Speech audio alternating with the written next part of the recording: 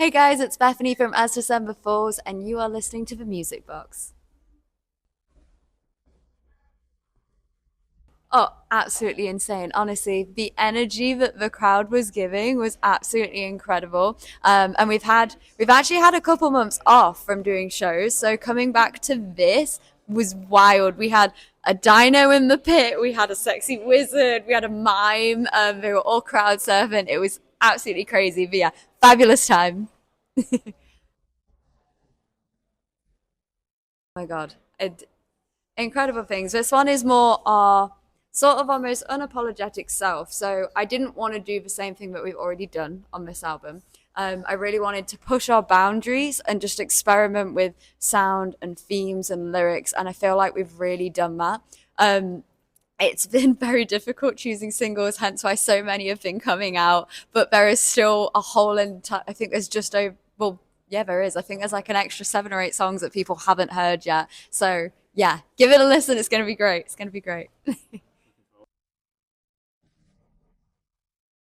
Behind the records. So I don't know if you guys have seen it. You probably have, but the meme of the literally, it's like a dog looking at a fire, and he's like, "Oh, everything's on fire, but I'm fine," and that is genuinely some of the inspiration for the whole album title. So we saw that, and I remember it going around the our like band chat, and we were like, oh my goodness, this is us. This is actually how we're feeling right now, because we are so busy. We're all essentially working 2 full-time jobs, and we're learning to do things that we do not know how to do. Like, I don't know how to do VAT returns. I don't know how to ship 5,000 vinyls around the UK. It's absolutely crazy. But we're also doing some of the coolest things that we've ever done in our career. So obviously, like last year we played main stage slam dunk. We've got our biggest headline tour to date coming up at the end of the year. So it really felt like it summed up where we were at that moment. And I really like all of our album titles to sort of sum up where we are at that time in our lives.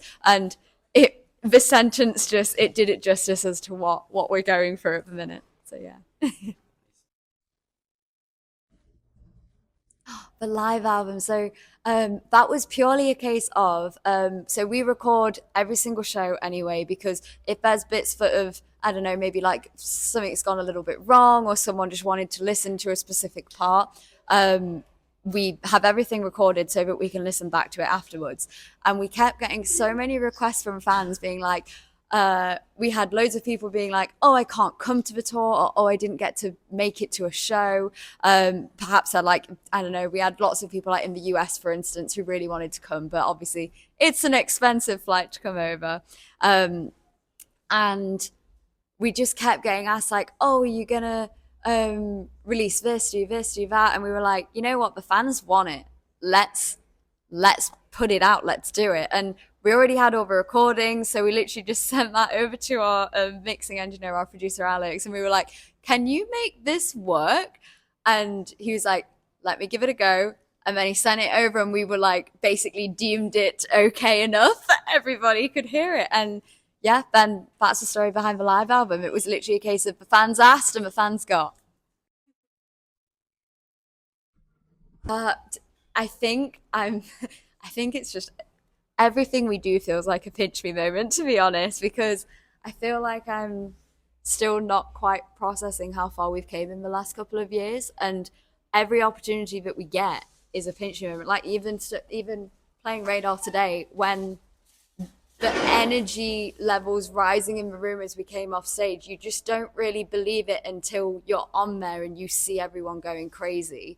So it's just every opportunity that we get.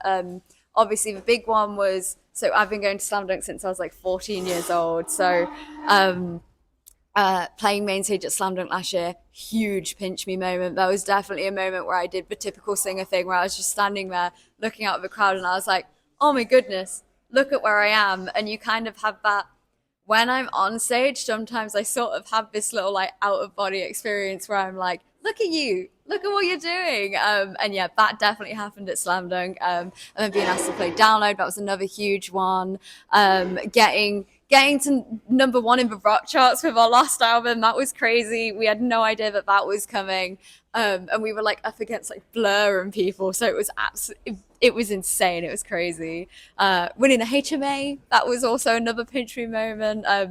Because at the time when we won the HMA, so how it works is people from the industry will nominate you to be in the category for the HMAs, and we've always been very fiercely independent. We've always kind of felt a little bit like new kids, no matter what environment we're in, because we don't have any pals. We don't know anyone in the industry, so we were like, they know who we are. What do you mean?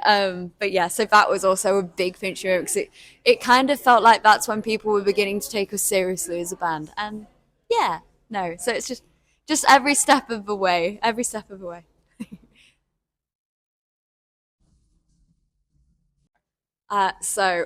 Honestly, we have been wanting Red Hook to come out with us for such a long time, and we've met up with them lots. Like we saw them when we were in Australia at the beginning of the year and things like that. And it just it kind of was a moment where the stars just aligned and we were like, we can ask them, we can finally do it. And we asked them, they immediately text us back and they were like, yes, they're like 100% yes, we're coming over, get us on that bus with you, we're doing it. And then we spent a while looking for a second support band for the UK, and we had asked numerous different bands, but all of them had like such and such already planned in. So like we had some who were like in the middle of like an album cycle, some who were like doing their own tours and things, and just stuff that hadn't been announced.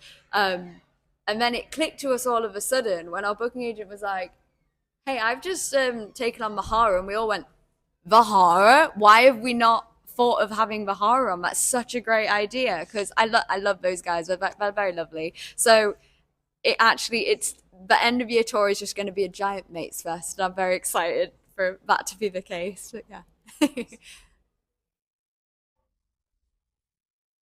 Oh my goodness. Okay, so my music taste is very varied, very wild, and at the minute I'm in a really like, I don't know, like I'm trying to think of how I would describe them in the best way. Sort of like a lot of like feminine rage kind of bands. So I've been listening to a lot of like The Joy Formidable, Metric, things like that. Like old school, a little bit angry, a little bit flowy, just very chill angry vibes, if that makes any sense at all. So that's what I'm currently listening to. Yeah. Ooh, uh uh energetic, loud,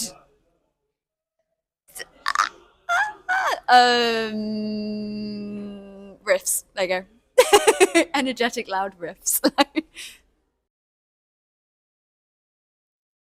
Within As and Falls. Oh goodness. I think my favorite thing about Sun Falls is definitely the community that has came from the band. So, um, as as I've mentioned, we're a very fiercely independent band, and it's not because we're like anti-label, anti-industry, nothing like that. It's just nothing's ever really like added up. It's just never been the right thing that has came our way, and so because every album that we release